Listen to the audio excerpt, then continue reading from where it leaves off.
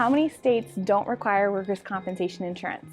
The Workers' Compensation Program is a great way to make sure that you're taken care of if you're injured on the job. It provides wage replacement and medical benefits, so any employee with work-related injuries can use their rights as an employer against them, which can often include pain and suffering, long-term insurance, plus more.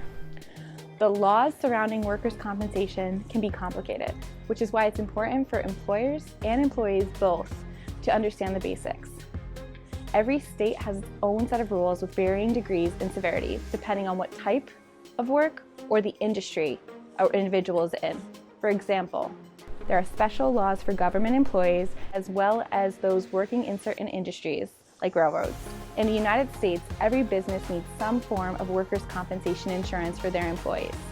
In fact, every single U.S. state but Texas mandates that companies purchase workers' compensation coverage. Many states have their own funds that are set up to enable companies to purchase workers' compensation directly from the state.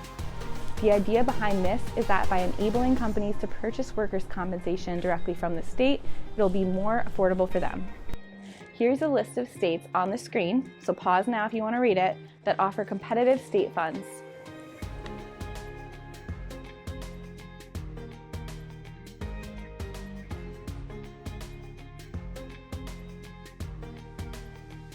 However, there are 4 states known as monopolistic workers' compensation states that do not allow businesses to purchase workers' compensation coverage from private insurance carriers.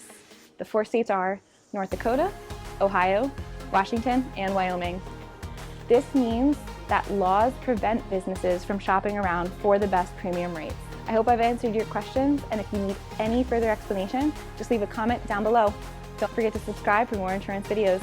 Thanks.